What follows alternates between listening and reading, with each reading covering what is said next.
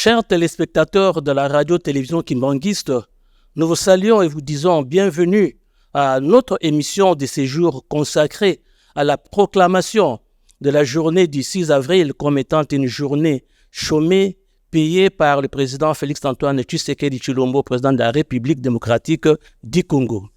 En effet, tout est parti à la date du 6 avril 2021. C'était à l'occasion de la célébration du centenaire de Papa Simon Kimbangu, je voulais dire du début du ministère de Papa Simon Kimbangu et de l'église kimbanguiste. Présent en Kamba, le président de la République, Félix-Antoine Tshisekedi, a promis de faire de la journée du 6 avril comme étant une journée chômée, fériée et payée en République démocratique du Congo. 2 ans après, soit le 30 mars 2023, par ordonnance numéro 23/042 fixant les jours fériés légaux en République démocratique du Congo, le président Félix a proclamé la journée du 6 avril comme étant une journée fériée, chômée, payée et de la conscience africaine. Cependant, dans certains milieux, cette proclamation a suscité beaucoup de questions. Et pour ce faire, nous avons invité sur notre plateau quelques chercheurs kimbanguistes, justement pour répondre à toutes ces questions ou ces préoccupations. Eh bien, venons-en maintenant à nos invités. Il s'agit du révérend Kalonzo Katalai, il est pasteur kimbanguiste, il est politologue et puis chercheur indépendant. Nous avons Papa Paul Dilungane Diamalonga, juriste et chercheur indépendant. Et enfin, Papa Charles Ilowankoy Nkanga Iolonsonge, juriste.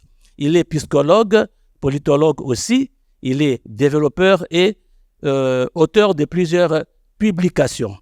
C'est avec eux que nous allons parler justement de cette journée du 6 avril, proclamée journée fériée, chômée et payée sur toute l'étendue de la République démocratique du Congo par le président Félix-Antoine Tshisekedi. Ceci étant, nous tournons vers nos invités en posant la première question à Papa Kalonzo, que je salue du reste. Révérend, qui nous dit la date du 6 avril 1921? Merci. La date du 6 avril 1921 nous rappelle la fondation de l'église kimbanguiste. Ça, c'est de 1. Et ça nous rappelle également le début du ministère, puisque la fondation de l'église kimbanguiste, c'est le début du ministère, que je dirais ministère évangélique, ministère de Papa Simon Kimbangu, ministère de libération, ministère de fédération et ministère de tous ceux qui aiment être libres. Ça, c'est leur date, la date du 6 avril. C'est aussi le rappel d'autres événements qui se sont greffés à cette date. Je dois rappeler que c'est à la date du 6 avril 1971 ou bien 71 que la Sainte Seine, pour la première fois, a été administrée au sein de l'église kimbanguiste. C'est un événement, pourquoi? Parce que avant, les gens nous considéraient comme si nous n'étions pas des chrétiens. Et la cause qu'ils avançaient, la raison plutôt, est que les kimbanguistes ne communient pas. Alors, à la date du 6 avril 1971 ou 1971, la première communion a été administrée en Kamba. À cette date également, nous nous rappelons l'inauguration de temples spirituels historiques de Kamba, Nouvelle-Jérusalem. C'est un événement. Pourquoi on doit l'insérer parmi les grands événements? Puisque c'est à cette date que pour la première fois, j'ai personnellement entendu que Papa Diangenda Kuntima parlera de 3/4 des invasions qui attendent l'homme noir et que les Blancs n'ont bénéficié que de 1/4. Et les 3/4, c'est à cette date-là qu'il les a prononcés. Et a ajouté également que l'homme noir est sorti de la prison où il était pour 4400 ans. Et c'était à l'issue d'un, comment je peux dire, d'un beko entre guillemets, c'est-à-dire une récollection que nos amis de l'Orient, entendez là les gens de l'Église de l'unification, avaient fait ce beko-là. Et quand ils sont arrivés ici à Kinshasa, ils ont cherché Papa Diangenda pour lui dire, à travers la bouche de Madame Kim, que les Noirs, vous étiez dans une prison de 4400 ans et vous en êtes sortis. Ça, c'est les grands événements qui sont greffés pour ne pas oublier celui auquel vous avez fait allusion. Il s'agit de la date de proclamation de cette journée par le président de la République comme journée fériée, payée et chômée, et également la date du 6 avril 2021 où nous avons fêté le premier centenaire de l'église kimbanguiste et également l'inauguration du musée qui va renfermer les vestiges de l'église kimbanguiste. Voilà ce que je peux vous dire pour cette date. D'accord. Papa Simon Kimbangu a fait plusieurs actes. Alors, quid de l'impact suscité par ces actes que Papa Simon Kimbangu a posés en 1921? Oui, en 1921, l'impact de Papa et des actes posés par le message évangélique de Papa Simon Kimbangu, c'est en premier lieu, comme l'avait dit Papa Diangenda lui-même, que c'est l'existence même de l'église kimbanguiste. C'est un miracle, cette église. Pourquoi? Parce que combattu, battu, mais jamais abattu, mais cette église qui a connu des affres très sérieuses. Si on parle aujourd'hui des droits de l'homme, mais il faut savoir que c'est les kimbanguistes qui en ont connu de tous les bords. 37 000 familles déportées et 150 000 martyrs. Et cette église est aujourd'hui en train maintenant de faire le retour de la manivelle en apportant ce même message d'évangélisation à ses bourreaux. Alors l'existence de l'église kimbanguiste, c'est déjà un grand miracle. Et il y a également ce que nous disons, après cette église qui a été combattue, a été reconnue en 1959, et avec cette reconnaissance par ses bourreaux, entendez là le gouvernement colonial belge, et ça a mené toute une vague de libération des peuples africains, des peuples colonisés, parlons en termes clairs, des indépendances de peuples africains. C'est déjà un grand atout qui est collé à l'avènement de Papa Simon Kimbangu. Et beaucoup d'actes, c'est la liberté. L'homme ne pouvait pas s'exprimer, ne pouvait pas professer comme il veut. Maintenant, nous avons les églises qui sont en train de parler librement partout. C'est à cause de quoi? À cause de cet éveil et réveil que Papa Simon Kimbangu a prôné depuis 1921. D'accord. Papa Paul, quid de l'impact des actes posés par Papa Simon Kimbangu en 1921? Merci. Avant que je n'arrive à répondre à cette question, vous allez peut-être me rappeler, je voudrais revenir à la date du 6 avril. Oh, d'accord. Cette date-là, du 6 avril 1921, a une base. Laquelle? Et la base, il vient de le dire. La première base, c'est la fondation de l'Église de Jésus-Christ sur la terre par son envoyé spécial, Papa Simon Kimbangu. Et l'acte que Papa Simon Kimbangu avait fait poser par le biais de son épouse, c'est quoi? C'était de changer le timbre vocal de la sonnerie. Donc, vous voulez parler de la cloche. La cloche, effectivement. De changer le timbre vocal de la cloche qui était auparavant une cloche teintée aux protestants, mais maintenant c'était une cloche teinté de 5 gonds qui représentent les noms de Simon Kimbangu. Soyez un peu explicite à ces sujets. Oui. C'est-à-dire, quand on sonne la cloche pour aller au culte, on tape 5 fois. Simon Kimbangu. Là, c'est déjà un acte qui démontre qu'il y a un changement. Un acte de démarcation. De démarcation avec le monde. Les ténèbres avec le monde matériel nous apporté, avec la colonisation, bref, avec le joug colonial. Ça, c'est la première base. La deuxième base, c'est ça qu'il a dit, c'est la guérison miraculeuse de Maman Kiantondo qui souffrait de maux. Et là, c'était une façon pour Papa Simon Kimbangu de prouver à la face du monde et surtout à ses compatriotes, à ses frères et sœurs de race, que désormais, nous sommes à mesure de produire ce que les autres avaient produit ou peuvent produire. Et c'était le début de l'éveil de la conscience des frères de race. Voilà. Quant à l'impact, l'impact, c'est presque ça, c'est l'éveil de la conscience.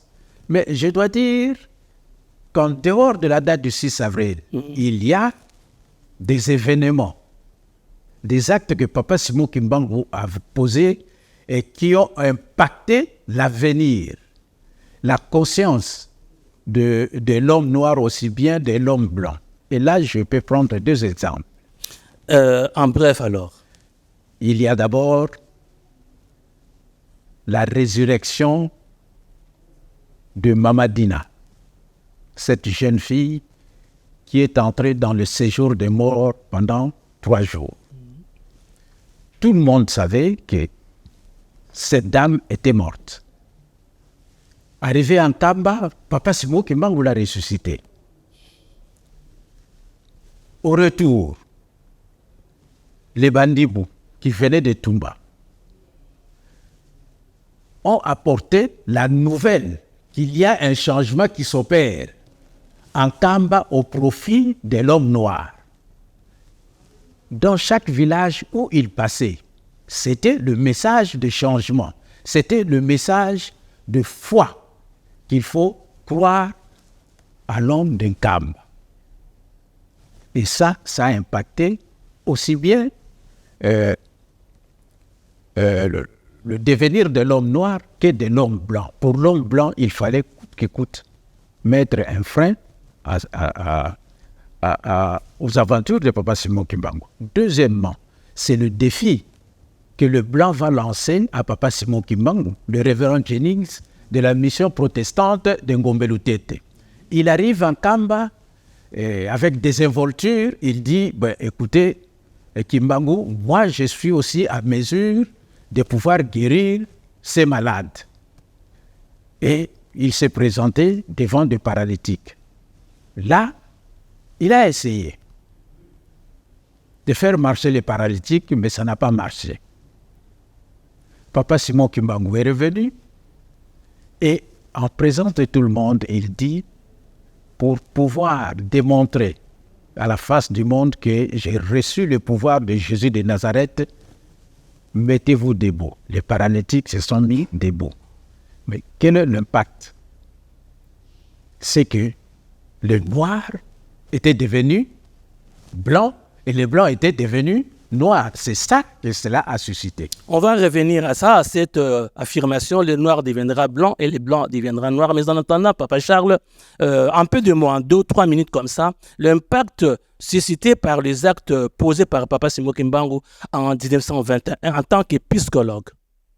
En tant que psychologue et politologue, je dirais que pour éviter des redites, parce que tout a été bien dit, mais nous devons remonter à l'environnement africain qui pratiquement précède la vocation de Papa Simon Kimbangu. Nous verrons que sur le plan historico-spirituel, tout près de nous ici en Angola, il y a déjà des messages qui annonçaient l'arrivée de Papa Simon Kimbangu, dont celui de Mama Kimpavita qui était brûlé vif avec son fils. Ce sont des faits historiques qui ne peuvent pas aujourd'hui laisser les hommes politiques. Nous allons arriver là-dessus. Okay. Donc, autant d'actes sur le plan social, politique, économique, même que Papa Simon Kimbangu a posé. Révérend Kalonzo, nous revenons encore à vous pour une autre question. Quelque part dans son livre intitulé Histoire du Kimbanguisme, Papa Joseph Diangenda, premier chef spirituel et représentant légal de l'église kimbanguiste, a dit, je cite, « Par son essence, le kimbanguisme a défié toute philosophie de l'oppression ainsi que certaines données théologiques que les missionnaires occidentaux ont imposées avec arrogance aux Africains. » Ma question est la suivante. Quel a été finalement l'enseignement de Papa Simon Kimbangu durant son ministère? Ok, merci beaucoup. Venons de suivre ce passage que vous venez de nous remémorer de Papa Diangenda. Et pour revenir, vous nous avez posé la première question sur l'impact des actes posés par Papa Simon Kimbangu. Mais les actes même, on voit seulement l'impact, mais sans qu'on sache quels sont les actes. Heureusement que Papa Charles vous a complété. Est revenu. Qu'est-ce que le public qui nous suit en ce moment doit retenir? Que le premier acte d'abord, c'était la guérison de Mama Kiantondo avec les maux de tête aiguës. On peut se poser la question, pourquoi Papa Simon Kimbangu, au lieu de procéder par de grands miracles comme celui que Papa Paul a dit, a ressuscité Mama Dine qui a fait 3 jours de mort, et puis elle est revenue à la vie, mais il a commencé par la guérison de Mama Kiantondo au niveau de la tête. C'était tout simplement une manière de dire que le problème de l'homme noir se trouve au niveau de son mental, de sa tête. C'était un symbolisme. Donc c'était un miracle symbolique, puisqu'il n'est pas le plus grand, mais il signifiait déjà tout un message que l'homme noir devrait retenir. Et dans l'impact, à cause de cela, comme l'a dit Papa Paul, il y a eu une cassure, une rupture entre le passé et le présent de ce temps-là, que l'homme noir ne sera plus à la solde de l'homme blanc. Alors, quoi? Les coups de cloche, c'est-à-dire c'était une rupture. Maintenant, dans tout cela, qu'est-ce qu'on peut retenir dans ce que vous avez posé comme question? L'enseignement de Papa Simon Kimbangu, qui a suscité que tout le monde se dresse comme lui. On parle de tout le monde en ce qui concerne les colonisateurs parce qu'ils avaient un profit dans notre pays. Mais les Noirs étaient contents de voir que Dieu a tourné la face vers eux. Puisque ce qui se faisait chez les Blancs, maintenant, ça se fait chez les Noirs. Et qu'on a aussi un libérateur. On a un Messie. Et c'était la joie. Voilà cette contradiction entre la vision des Blancs qui voyaient en Simon Kimbangu un concurrent et les Noirs qui voyaient en Papa Simon Kimbangu un libérateur. L'enseignement qu'il avait donné d'abord à ses frères, c'était quoi? C'était d'abord qu'ils puissent savoir que l'homme noir est aussi créé au même titre que l'homme blanc par Dieu le Tout-Puissant. Donc, il n'y a aucun homme, il n'y a aucun peuple qui puisse se dire qu'il est au-dessus des autres peuples. Donc, tout le monde devrait se considérer comme ayant les mêmes droits garantis par l'Éternel Dieu. Sur ce, il a parlé à ses frères de ne pas se fier aux dieux étrangers, fétiches, magie, toutes les amulettes possibles auxquelles il se fiait. Alors Papa Simon Kimbangu a dit qu'il fallait abandonner et rester en ligne droite avec l'éternel Dieu. Sur ce, il fallait abandonner le péché. La polygamie, il ne fallait pas être là. Il ne fallait pas avoir la haine contre son prochain. Et il est allé lui-même, comme pour répéter ce que notre Seigneur Jésus-Christ a dit, de même les persécuteurs, les blancs persécutaient les noirs, mais Papa Simon Kimbangu, par contre, il demandait à ce qu'on puisse les aimer. Alors, dans son enseignement, il est allé même à donner certains messages qui sont comme des prophéties de l'avenir de notre pays.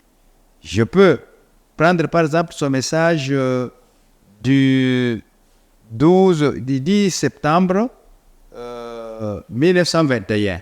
C'était en Bazassanda où il a donné un dernier enseignement. Je ne peux que prendre un petit extrait. D'abord, il dit « J'ai été envoyé pour libérer les peuples du Congo. » On dit Congo et du Congo. Parce qu'en ce temps-là, tout, que ce soit Congo, Brazzaville, que ce soit Congo, Angola, que ce soit Congo, Kinshasa, donc on considérait comme c'est le Congo dans l'ancienne configuration du royaume Congo. Alors, il a dit, il a été envoyé par qui? Par Dieu, pour libérer le peuple Congo. Il a mis ça au pluriel, le peuple Congo. Et la race noire tout entière. Alors, sur ce, qu'est-ce qu'il a dit? Il a ajouté ce que vous avez dit, l'homme noir deviendra blanc et l'homme blanc deviendra noir. Et il annonce même que les guerres seront dans notre pays parce que notre pays regorge beaucoup de richesses. Et tout ce que nous sommes en train de vivre aujourd'hui, Papa Simon Kimbangu les avait déjà annoncés en 1921. Cela ne pouvait pas le laisser tranquille vis-à-vis de ceux qui avaient encore l'intérêt dans notre pays. Mais il dit, notre pays, malgré tout ce qu'on va lui administrer, pas notre pays seul, mais les peuples africains, ils finiront par accéder à leur souveraineté, disons, aux indépendances. Mais les années qui vont suivre les indépendances d'Afrique seront catastrophiques. Les décennies, il a parlé en termes de décennies. Les décennies qui vont suivre les indépendances seront les décennies catastrophiques puisqu'il y aura des guerres et que les premiers dirigeants qui vont prendre les arènes de nos continents, de nos pays du continent africain seront instrumentalisés par les Occidentaux. Et ils vont travailler pour eux. Et pendant beaucoup de temps, ils vont les servir. Il faudra assez de temps pour que nous puissions nous libérer, de sorte que les enfants qui vont travailler pour l'intérêt de notre pays vont prendre le pouvoir. Alors tout ça, c'est l'enseignement de Papa Simon Kimbangu. Et non seulement sur le plan religieux où il a dit qu'il faut se tourner vers le Dieu créateur, le vrai, et sur le plan politique où il a parlé déjà des indépendances en 1921, et il est allé même dans le domaine culturel pour dire, attention, à un moment donné, nos enfants vont faire un exode terrible où ils iront chercher le bonheur où c'est dans les pays des Blancs, c'est-à-dire en Occident. Et ils vont apprendre les langues de ces gens-là, et ces langues-là vont servir pour dominer les Noirs. Mais nous devons apprendre à nos enfants les langues de nos ancêtres. Or, la langue, c'est le véhicule de la culture. Chaque fois que nous parlons la langue des autres telle que nous le faisons, ce que nous véhiculons, c'est quoi? C'est aussi la culture des autres. Mais quand, d'ailleurs, vous voyez même Papa Simon Kimbangu, souvent, même qu'il soit appelé à la place n'importe où, il s'exprime toujours dans nos langues. Cela ne veut pas dire qu'il ne connaît pas le français. Par exemple, quand il était avec Papa Gouroutou, avec Papa Diangende, c'est toujours en français que Papa Kisologuele lui parlait. Toujours en français que Papa Diangende lui parlait. Mais dès qu'il a pris le pouvoir, automatiquement, il a repris le kazakh de 1921 pour ne parler que dans nos langues. Les gens peuvent peut-être croire que non, peut-être c'est la sous-instruction ou tout ça. Non, il est en train de suivre les traces qui ont été tracées depuis 1921. Donc les jalons déjà posés par son grand-père et que nous disons que c'est lui-même qui est revenu. Alors tout cela n'est pas gratuit, les gens doivent analyser. Et ce qui est curieux est que quand j'ai lu vers la fin, quand il parle de guerre et tout ce qui est là, il dit vous ne savez pas encore ce que c'est qu'une guerre spirituelle. Quand les peuples Congo commenceront à se libérer, un pays qui osera attaquer le Congo sera englouti sous les eaux. Le pays qui va attaquer le Congo sera englouti sur les eaux. C'est le message de 1921, le 10 septembre, en Bazassanda, quand il s'était retranché dans la clandestinité. Ça, c'est Papa Simon Kimbangu. Ça, c'est Papa Simon Kimbangu. Moi, je crois que, révérend, sans vous interrompre, ce message mérite une analyse encore très profonde. Oui. Je crois que s'il y a moyen d'en faire une émission vraiment exclusive et spéciale. On est disposé. D'accord. Alors, je tourne vers Papa Paul. Vous avez suivi l'enseignement de Papa Simon Kimbangu. Entendre Papa Kalonzo, Papa Simon Kimbangu était non-violent. Papa Simon Kimbangu a prêché l'amour. Et il a dit quelque part, il faut même aimer vos ennemis. Mais finalement, en quoi a consisté le combat de Papa Simon Kimbangu? Merci. Je reviens sur la date du 6 avril toujours. Bon, alors, je parlais de la base. Mais quelle est la genèse alors de cette date? Pourquoi cette date existe? C'est ça la question aussi que nous allons nous poser. Mais ce sont les souffrances que nos ancêtres, que nos parents, nos grands-parents ont endurées. C'est cette souffrance-là, c'est cette dictature coloniale, cette façon de rendre le noir sous-homme qui est à la base, qui est la genèse de la date du 6 avril. C'est-à-dire il a fallu libérer l'homme noir, le Congolais, du joug de l'oppresseur. De l'oppresseur, voilà. Effectivement, mais pour le faire, Papa Simon Kimbangu a utilisé une arme terrible. Laquelle? La Bible. Parce que c'est avec la prière, c'est avec la parole du Christ que nous avons été colonisés, non pas par les armes, et le parallélisme de forme et de fond a poussé Papa Simon Kimbangu à utiliser la même arme. Et c'est là qu'il va tirer deux enseignements qui vont faire que l'homme noir puisse se libérer. Quand on lit, c'est dans la Bible où l'on dit « il n'y aura pas pierre sur pierre sans que cette pierre ne puisse tomber ». Mais il parle des indépendances. Cela veut dire qu'il n'y aura pas toujours la domination de l'homme blanc sur l'homme noir et vice-versa. Ça, c'est de 1. Mais il a utilisé une technique, et c'est la non-violence.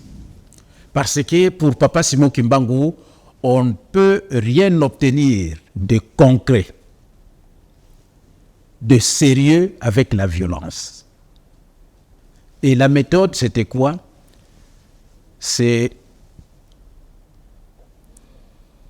ne pas tuer son ennemi, son interlocuteur. Parce qu'avec la violence, on tue. Mais avec la non-violence, l'objectif est de transformer l'individu, de tuer le mal qui gît à cet individu. Et là, Papa Simon Kimbangu, avec la non-violence, nous a conduit au résultat que nous avons actuellement. Aujourd'hui. Papa Charles, les actes posés par Papa Simon Kimbangu en 1921 n'appartiennent-ils plus à l'histoire? Est-ce qu'aujourd'hui, mérite-t-il d'être célébré? Le retranchement salvateur de Papa Simon Kimbangu à Mbanza-Sanda nous a coûté aujourd'hui comme résultat la réhabilitation. La réhabilitation de l'homme noir est à travers Papa Simon Kimbangu.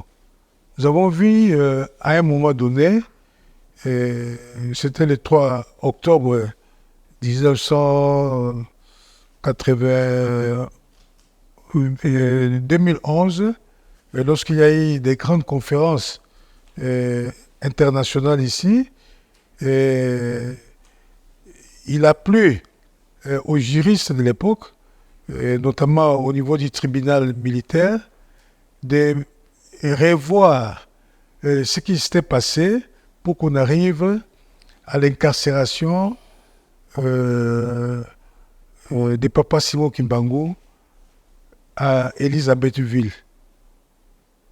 Certainement, beaucoup de gens étaient étonnés de constater que Papa Simon n'avait pas d'avocat, il n'avait personne pour plaider en sa faveur. Et c'est ce qui a fait qu'au jour d'aujourd'hui, fort de toutes ces souffrances, de toutes ces brimades que l'homme noir a connues à travers Papa Simon Kimbangu, et Papa Simon Kimbangu puisse se déchaîner. L'enseignement, on l'appelle enseignement des filles, tout simplement parce que Papa Simon Kimbangu, n'utilisant pas la violence, il a fait voir à tous ses compatriotes que demain, les choses changeront. L'homme noir deviendra blanc et le blanc deviendra noir. Ce n'est pas à cause de la pigmentation de la peau, mais c'est à cause de la situation sociale. J'ai un livre rédigé en 2 tomes sous les mains du professeur Elikia Mbokolo et Sabakinu. Je crois que beaucoup de gens ont lu ça. Et là, on parle de Simon Kimbangu, le prophète de la libération de l'homme noir. C'est en 2 tomes, donc plus de 700 à 800 pages. À l'époque, moi également, j'avais, en tant que chercheur, parce que vraiment, de temps à autre, je m'adonne à ce genre d'exercice, j'avais écrit un livre intitulé « Vie messianique et révolutionnaire de Simon Kimbangu, du 6 avril 21 à nos jours ». Alors, il y a beaucoup de choses à trouver là-dessus, parce que Papa Simon Kimbangu n'a pas fait des discours vains. Le plus grand de tous ces intervenants, parce qu'il y a même des Jules Chaumet qui ont commencé avant, ils ont parlé de l'église kimbanguiste, de l'homme noir et de la perception que les Blancs avaient sur Papa Simon Kimbangu.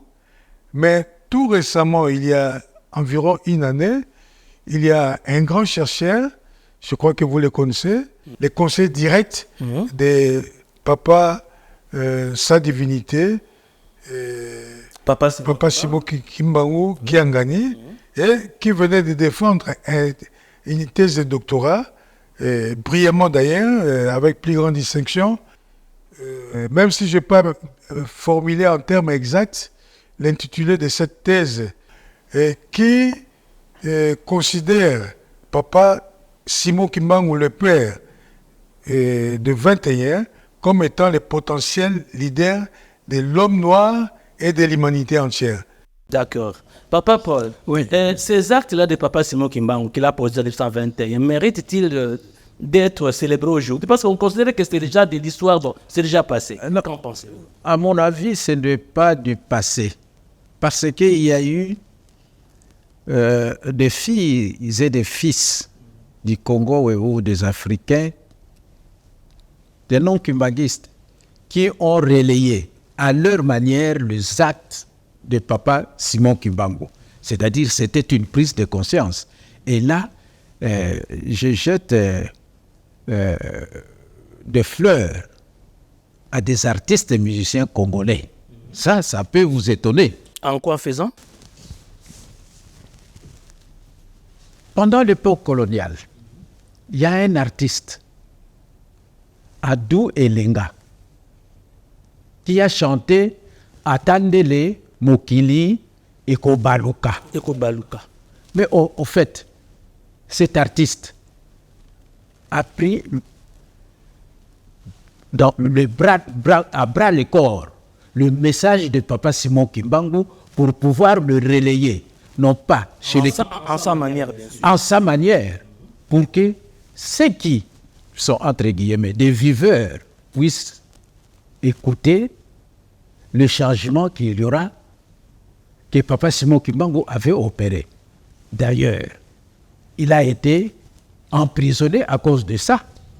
Ah oui. Mais en dehors de lui, il y a les indépendances. Il y a Mouta Kiamouangana Mateta, Verkis, qui, à son tour, avait également relayé le message de Papa Simon Kimbangu et surtout de Papa Diangenda Kuntima en se posant la question la Komitunaka. Ça, c'est aussi ça. Il y a Franklin Boukaka au niveau de Brazzaville avec le Bicheron.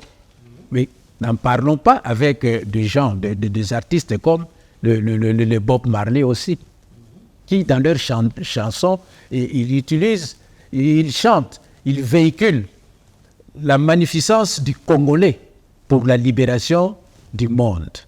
Et je crois qu'avant le politicien, avant que le chercheur n'arrive à véhiculer, à voir l'impact du message de Papa Simon Kimbangu, je crois qu'il y a à féliciter également ces artistes et musiciens. Je complète aussi en disant qu'à Kinshasa, il y a eu Peter Kimbangu, qui a aussi beaucoup chanté, qui a véhiculé le message de Papa Simon Kimbangu. Également, voilà.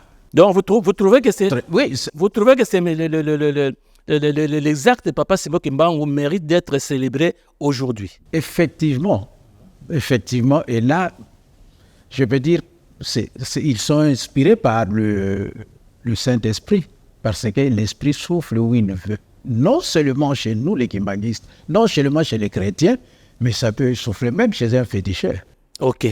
Papa Kalonzo, les actes de Papa Simon Kimbangu n'appartiennent-ils plus au passé pour qu'aujourd'hui on puisse les célébrer?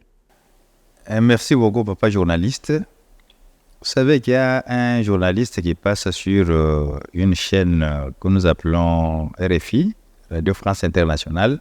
Alain Foucault, c'est notre confrère du Monde Noir. Chaque fois qu'il fait son émission qui parle des archives d'Afrique, il y a toujours un bout de phrase là, interpellateur. Ce bout de phrase où il nous dit « Un peuple sans histoire, c'est un monde sans art. » C'est tout dire. C'est pour dire que chaque peuple doit avoir ses repères. Et si nous demandons dans les pays africains, dans les mondes noirs, les grands historiens du monde occidental ont dit toujours non, l'histoire, on ne peut pas le compter parmi les... plutôt l'Afrique, on ne peut pas la compter parmi les continents ou bien les continents viables. Pourquoi? Parce qu'il n'a pas l'histoire. Pourquoi? Parce que chaque fois qu'il y avait les grands hommes qui faisaient des grands faits, une tautologie bien sûr, mais ça mérite, donc qui posaient des grands actes, il fallait les éliminer et effacer l'histoire. Vous savez, la terrorité des peuples noirs que notre Cheikh Anta Diop a écrit sur les pharaons noirs, tout ça. On a essayé d'effacer tout ça. Pourquoi? Parce qu'il ne faudrait pas qu'on sache que les Noirs ont fait aussi des grands actes dans ce monde. Et maintenant, Papa Simon Kimbangu, que nous pouvons considérer comme notre contemporain, au moment où nous avons la liberté, n'est pas nous rappeler des actes qu'il a posés, nous allons faire ce qu'on appelle le génocide culturel.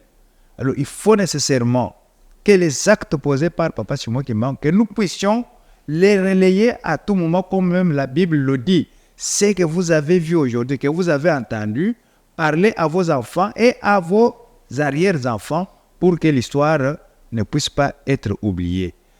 Un peuple ne peut pas se développer si jamais il n'a pas un soubassement spirituel, un soubassement culturel. Vous allez chez les Occidentaux, ils ont leur soubassement culturel. Je l'avais dit une fois dans l'émission passée, que même les Français, pour se développer, qu'est-ce qu'ils ont fait? Ils ont tiré d'abord de leur côté le drap de Jésus-Christ pour dire que non, nous faisons aussi notre papauté ici. Il y a eu le pape d'Avignon, et vous savez qu'il y avait le pape à Rome. En ce moment-là, il y avait le schisme de l'Église catholique. et le pape d'Avignon et le pape de Rome. Et tout ça, c'est quoi? C'est pour qu'on puisse avoir une histoire qui vit.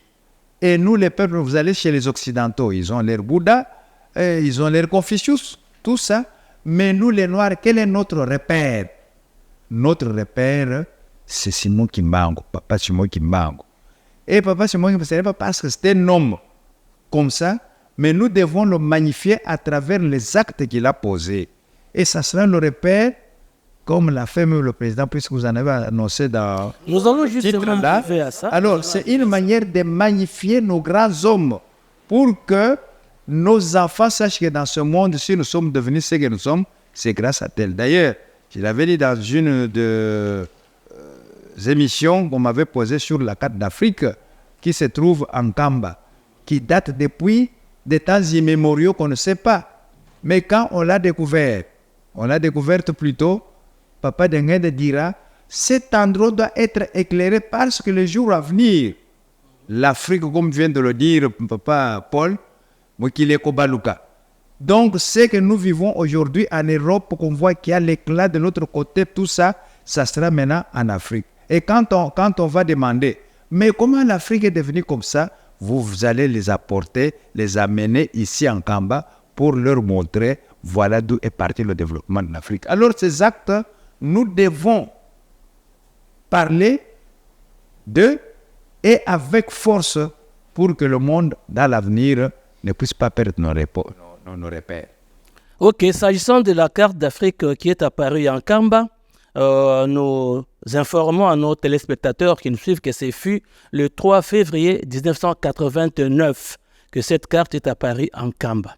Puisque nous parlons de la date de la journée du 6 avril, venons-en maintenant à cette journée. Quelle lecture faites-vous, révérend Kalonzo, de la proclamation de la journée du 6 avril comme étant une journée chômée, donc une journée fériée, chômée et payée sur toute l'étendue de la République démocratique du Congo et aussi une journée de la conscience africaine? Quelle lecture faites-vous justement de cette proclamation? Merci beaucoup, Papa Béger. Donc, nous commençons d'abord par jeter les fleurs.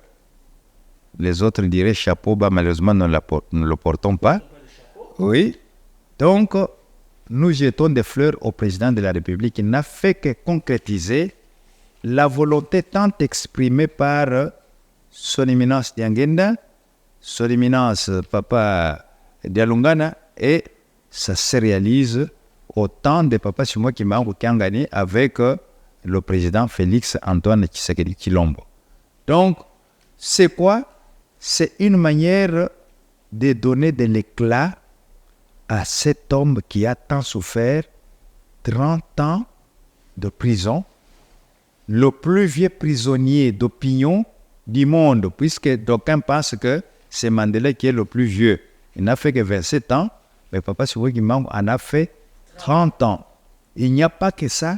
Il y a eu de tentatives pour l'éliminer. S'il est mort en prison, ce n'est pas parce que les Blancs ne voulaient pas le tuer. Non, ils ont tenté par tous les moyens pour le tuer.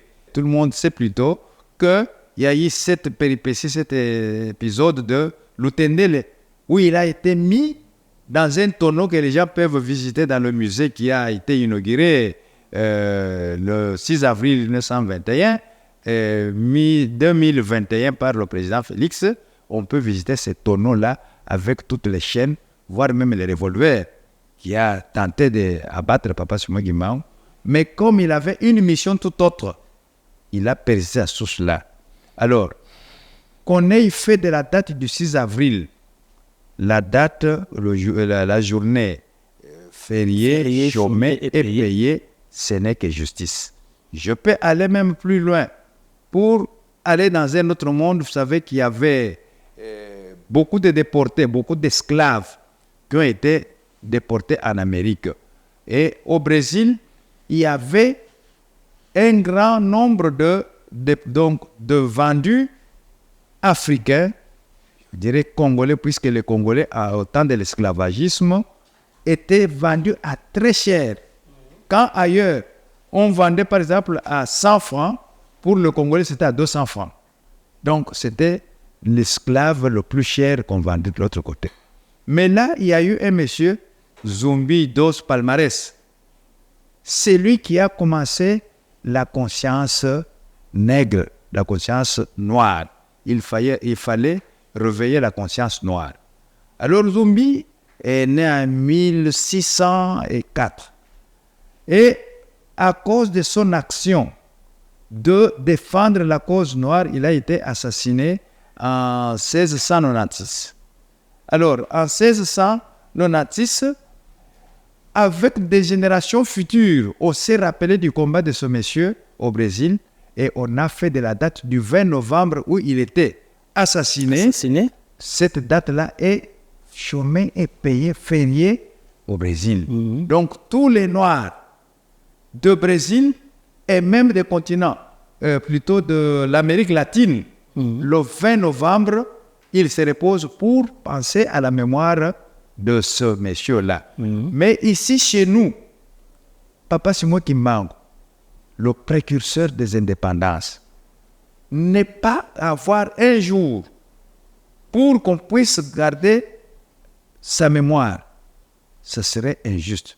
Puisque on a célébré, ou bien on célèbre la date du 16 en mémoire de M. Laurent Désiré Kabila, la date du 17 en mémoire de Patrice Emery Lumumba, mais le précurseur qui a inspiré tous ces gens-là de mener ce combat, ne pas lui donner une date, ça serait vraiment injuste. Donc pour moi, je pense que le président Félix Antoine Tshisekedi Tshilombo n'a fait que remettre la pendule à l'heure pour que notre pays puisse maintenant regarder dans une direction de son développement. Puisque sans Simon Kimbangu, entre guillemets, nous Kimbanguistes préférons lui donner le terme de papa pour le respecter. Sans papa Simon Kimbangu, il faut retenir que le développement de ce pays. Papa Paul, quelle lecture faites-vous de cette proclamation? Merci. C'est vraiment avec joie et enthousiasme que je vais répondre à cette question. Lorsque le 30 mars 2023, le président de la République a pris l'ordonnance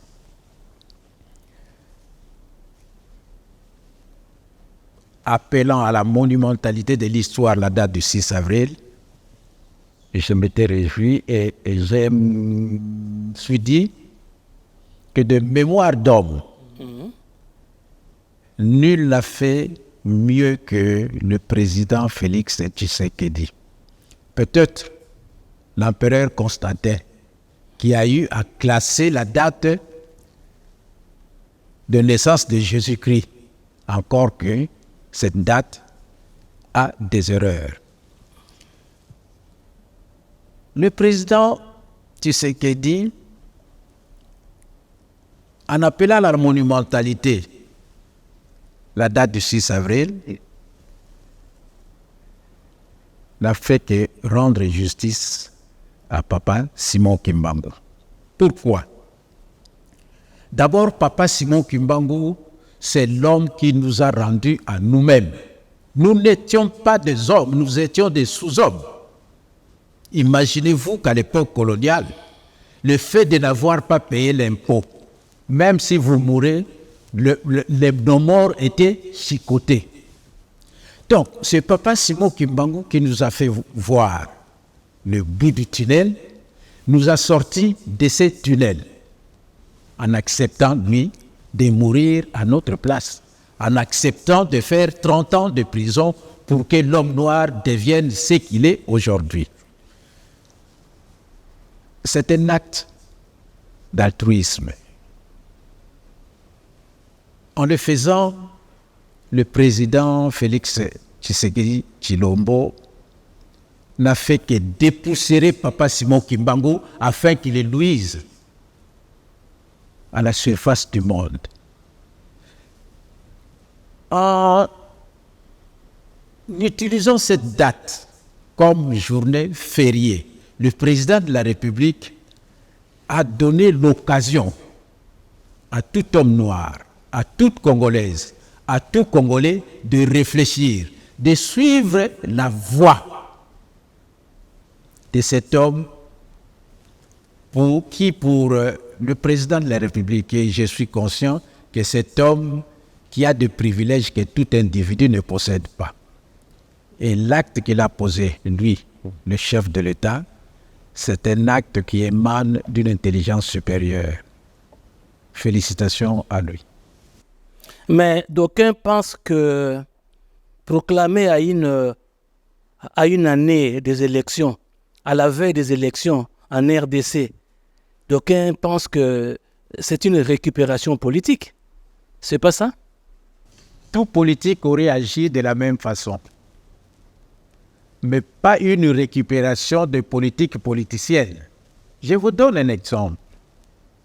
En face, le président Sassou Nguesso, lors du centenaire de la naissance de Papa Simon Kimbangu, il a honoré Papa Simon Kimbangu. En quoi faisant? En émettant un timbre-poste à l'effigie, à l'image de Papa Simon Kimbangu. Mais ce n'était pas les élections, c'était le système de parti unique. Ici, le maréchal Mobutu, c'est également pendant la période de parti unique qu'il a commencé à honorer la mémoire de Papa Simon Kimbangu en débaptisant les camps Fogombel au quartier Kimbangu. D'ailleurs, quand le président de la République avait annoncé qu'il fera de la date du 6 avril une journée chômée et fériée, mais c'était lors du centenaire. Lors du centenaire de cette date-là, nous étions très loin des élections, à 2 ans et demi des élections. C'est-à-dire, le président de la République, en tant qu'esprit éveillé, c'est ce qu'il faisait. Son objectif, c'était de porter au Panthéon Papa Simon Kimbangu à travers cette date. Ce n'est pas de la politique politicienne, mais cela ne peut émaner que d'un politique. Nous, kimbanguistes, nous célébrons pendant des années et des années la date du 6 avril, mais jamais cette date n'a été portée plus haut comme étant journée chômée et fériée. Ne peut le faire qu'un politique. Personne d'autre. Papa Kalonzo, ce n'est pas une récupération politique? Les gens sont libres de penser comme ils veulent, c'est leur droit. Mais nous, ce qui nous importe, c'est le résultat. Parce qu'en 2006, nous avons exprimé ce besoin avec la conférence internationale sur Papa Simon Kimbangu. On a tenu ici au centre d'accueil, on avait invité les grandes personnalités et on a exprimé ce besoin dans un mémo qu'on a transmis au président de la République de l'époque. Il y avait 2 dates qu'on avait proposées, c'était le 12 octobre et le 6 avril. Parmi les 2, vous pouvez nous donner une date. 2006, rien n'a été fait. Nous sommes arrivés en 2011, on a également organisé une autre conférence internationale où on a invité les scientifiques des différents pays du monde, puisque tous les continents étaient représentés ici au centre d'accueil. Également, on a exprimé dans une des résolutions qu'il fallait donner à Papa Simon Kimbangu une date pour qu'on puisse garder sa mémoire. Rien n'a été fait. Comme pour dire que chaque chose a son temps. Comme l'a dit Papa Paul, que personne n'a mieux fait que le président Félix Tshisekedi. Je dis, c'est son temps. Puisque les autres présidents, chacun avait sa partition qu'il a jouée. Je peux dire que le président Mobutu a joué pour la visibilité de l'église kimbanguiste.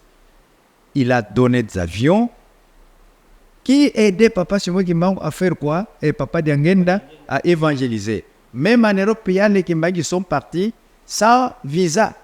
Une simple liste seulement. Les gens sont partis. Et le président Mobutu, la visibilité, comme il l'a dit, les quartiers, les avenues, on a donné le nom de Papa Simon Kimbangu. Il a réhabilité même politiquement Papa Simon Kimbangu, c'était le 12 septembre 1991, 91, il a posé un acte, c'est ce qui lui était imparti. Le président Joseph Kabila, d'abord le président qui s'est M. Laurent Désiré Kabila, quand il est arrivé dans son premier discours, c'est Papa Simoï Kimbangu qui l'a mis en vedette. Rappelez-vous que les Kimbangu sont allés même loin pour dire que non, Azali Mouana Nkole. Donc ça veut dire qu'il est parmi les relégués. C'est-à-dire que c'était cet enthousiasme-là qu'il avait posé. Et non seulement cela, les premiers timbres qu'il a livrés, c'était, pour ceux qui ont encore de la mémoire, vous verrez que c'est Papa Simoï Kimbangu et après Lumumba. De la même manière que Sassou, président Sassou, a fait au Congo-Brazza, le président Laurent Désiré Kabila a fait avec Papa Simoï Kimbangu. C'était un acte que les Kimbanguistes ne pouvaient pas être ingrats. Nous arrivons avec le président Joseph Kabila.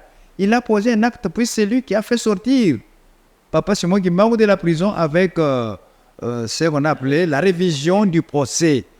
Donc, c'était une partition qui lui était réservée.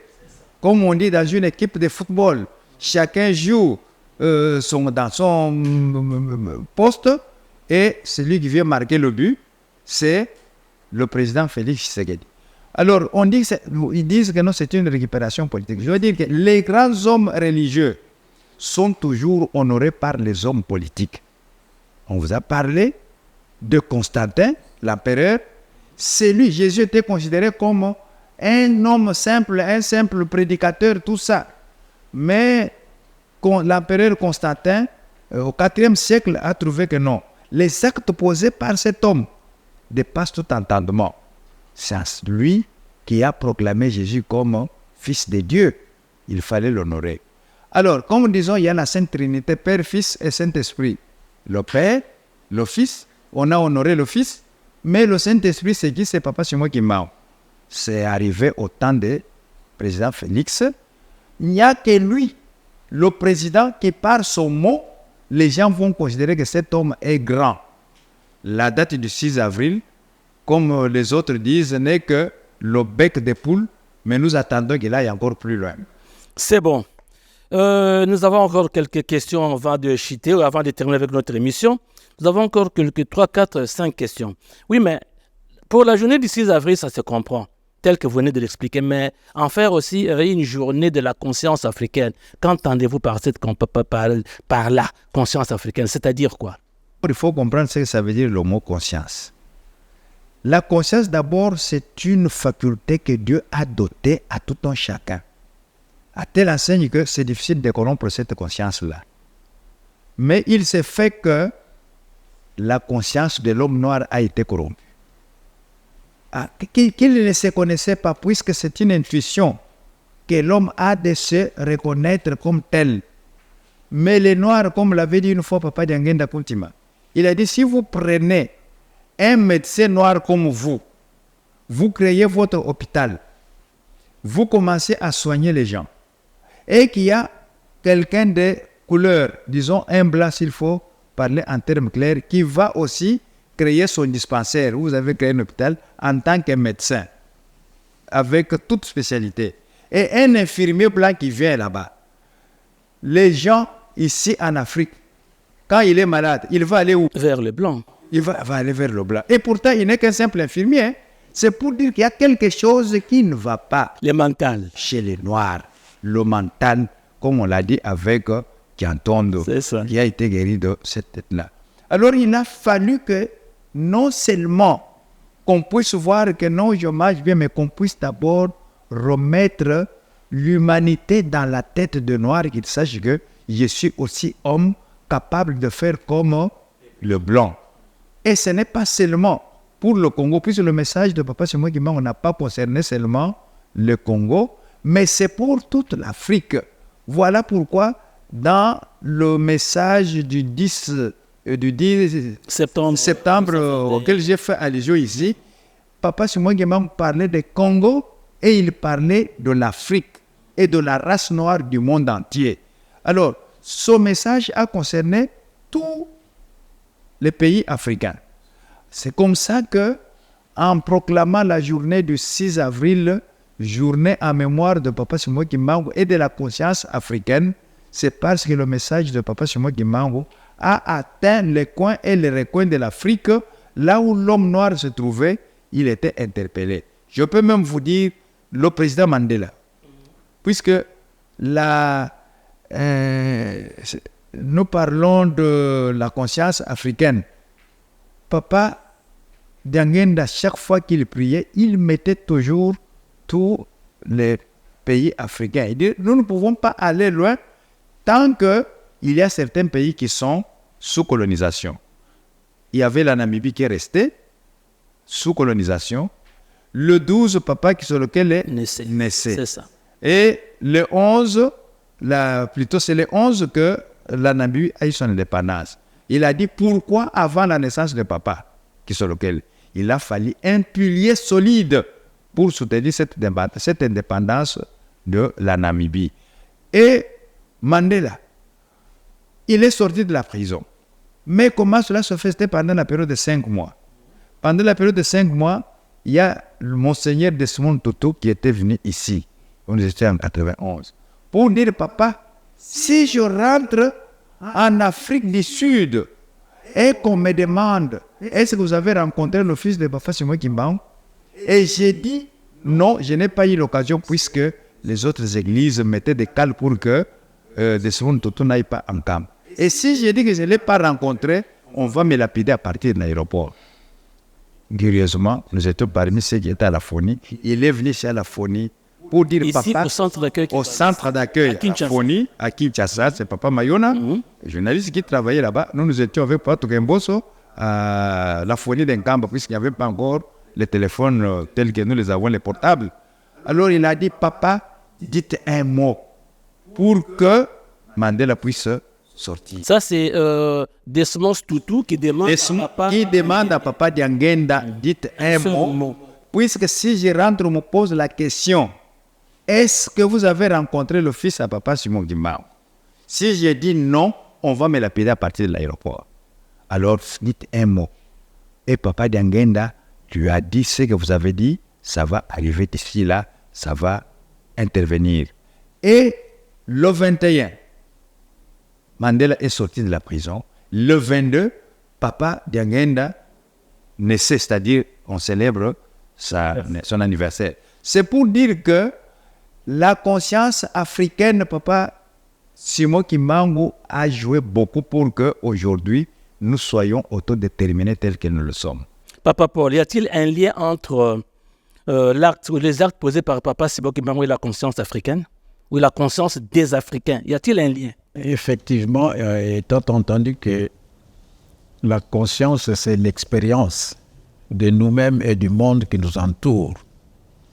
Si Papa Simon Kimbangu a posé ces actes-là, c'était dans le but d'éveiller la conscience de l'homme noir, qui était une sorte de conscience sous-traitance, qui était une conscience en état latent. Donc, en quelque sorte, le noir considérait cette situation comme étant la bonne.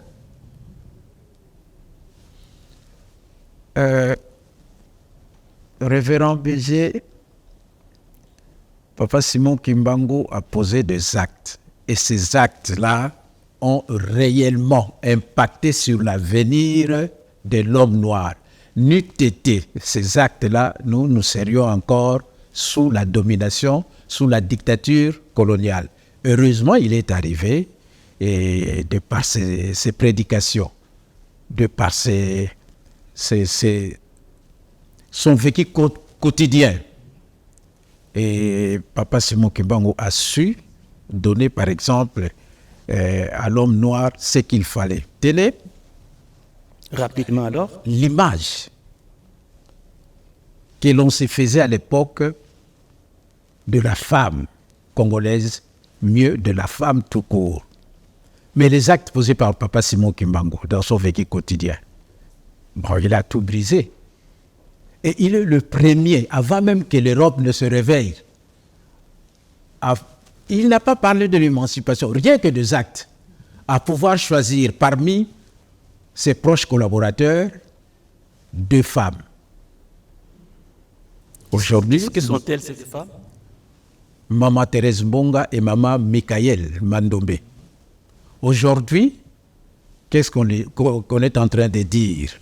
C'est le genre. Or, le père du genre, c'est qui? C'est Papa Simon Kimbangu. C'est Papa Simon Kimbangu. Et j'aurais pu continuer, mais... Papa Charles, Papa Simon Kimbangu, panafricanisme, est-ce qu'il était-il panafricaniste? Je vous dirais que, d'abord, le fait de parler de la conscience africaine qui a impacté sur le vécu quotidien des Africains et des Noirs en général, c'est en fait une situation réelle. Et nous pouvons que remercier ce que Papa Simon Kimbangu a fait pour qu'au jour d'aujourd'hui, nous soyons totalement réhabilités, étant donné que nous étions sous une prison, comme l'a dit une célèbre religieuse et dame, venir rendre visite à Papa Diangueda, que nous étions sous une prison depuis des 4400 ans. C'est vrai, aujourd'hui, étant conscient que l'homme noir n'est plus ce qu'il était hier, il est devenu l'égal de l'homme blanc, et que la femme, au lieu de parler de l'émancipation, on parle aujourd'hui du genre, mais lorsqu'on voit l'antériorité du développement de l'église kimbanguiste, le genre a commencé au niveau de l'église kimbanguiste avec ces 2 vénéreuses mamans qui étaient à côté de Papa Simon Kimbangu comme des sacrificatrices. Maman Mbonga, que moi j'ai eu à rencontrer personnellement parce que je suis un ancien d'Nkamba, j'ai étudié là-bas. Et j'ai vu, tout le monde a vu aussi Maman Mikala. Elle a fait longtemps avec nous. Elle parlait et s'occupait de des guérisons miraculeuses. Donc, pratiquement, Papa Simon Kimbangu était un panafricaniste. Et c'est différent de ce que les autres appelaient, accolés comme appellation à Papa Simon Kimbangu, un populiste, un homme populiste. Et non, ce n'était pas ça. Papa Simon Kimbangu a fait des actes palpables et aujourd'hui, ça dépasse tout commentaire. Donc nous pouvons que acquiescer, sinon mettre les barres sur le thé par rapport à ces actions que nous approuvons de tout cœur. Il y a une question sur l'affirmation faite par Papa Simon Kimbangu rapidement, même en une minute. Je vous dis, Papa Paul, si vous pouvez répondre à cette question. Tout au long de vos interventions, vous avez parlé de l'affirmation selon laquelle Papa Simon Kimbangu a dit le noir deviendra blanc et le blanc deviendra noir. C'est déjà une problématique que Papa Simon Kimbangu avait posée en 1921 sur la situation de l'homme noir. Qu'est-ce qu'il a préconisé finalement comme réponse par rapport à cette problématique, Papa Paul, Papa Carl, nous avons d'éclore avec notre émission. Pour Papa Simon Kimbangu, l'homme noir doit devenir indépendant. Mais cette indépendance-là se trouve sous 2 aspects. Il y a l'indépendance matérielle et l'indépendance spirituelle. Bien que l'indépendance spirituelle, on n'a pas encore obtenue, nous sommes en voie de l'obtenir, sera plus désastreuse que l'indépendance, plus meurtrière que l'indépendance matériel. Effectivement, l'homme noir deviendra blanc, l'homme blanc deviendra noir. C'est le changement. C'est le atandele mokilieko baluka. Ce qui revient à dire que l'homme noir est le premier être à être créé à l'image et à la ressemblance de Dieu. Et si l'homme noir se trouve dans la situation dans laquelle il est actuellement, c'est parce qu'il y a eu quelque part, il a désobéi aux préceptes que Dieu lui a fixés. Et ces liens ont été coupés. Maintenant, le rétablissement de ces liens a nécessité ou nécessite un processus de réhabilitation. C'est ce qui a abouti à la demande du pardon d'Adam et Ève, pardon du péché Le péché originel d'Adam et Ève, le péché stigmatisé par la malédiction du fruit défendu. Nous l'avons fait depuis le 24 décembre 1992. Maintenant, nous n'attendons que le fruit. Révérend, la balle est dans notre camp. Nous, les hommes, parce que Dieu qui nous a créés sans nous ne peut pas nous sauver sans nous. C'est à nous de faire le pas. C'est à nous d'être derrière Dieu et de le suivre aveuglement. Papa Carlos, 1 minute. Oui, je pense que la parole que Papa Simon Kimbangu, ou bien la phrase prononcée par Papa Simon Kimbangu en 1921, c'était un message énigmatique. Le noir deviendra blanc et le blanc deviendra noir. Je dis que c'est une phrase qui constitue un processus, qui n'est pas une étape, mais ou bien un résultat déjà à consommer, mais un effort qu'il faut mener. Puisque quand nous rentrons en 1921, il avait prononcé cette phrase-là, nous voyons les rapports de force qui étaient là. C'est que les Blancs étaient considérés comme les dieux, donc comme ceux qui ne peuvent pas se tromper, comme ceux qui étaient la solution à tout. Maintenant, il faudra renverser cette échelle de valeurs, de sorte que le blanc et plutôt les noirs puissent être aussi hommes comme le blanc.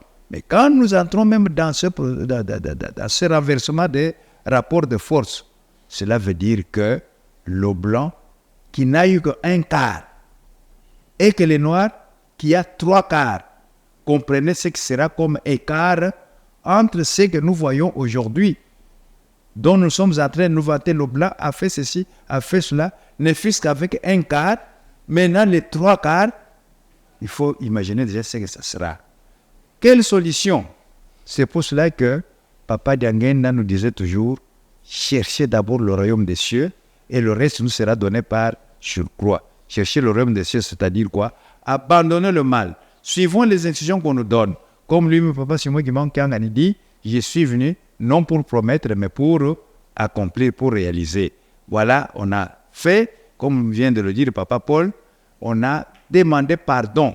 Parce que Papa Diangenda avait dit, si nous ne demandons pas pardon, nous aurons une colonisation de 3 siècles, 300 ans. Et en ce moment-là, tout celui qui sait lire ne fût-ce qu'ABC sera décapité. Tout ce que vous voyez comme conflit à l'Est, en Afrique, tout ça, c'est tout simplement le lit qu'on est en train de préparer pour que le noir puisse être colonisé. Mais cela est maintenant derrière nous parce que l'essentiel a été déjà fait.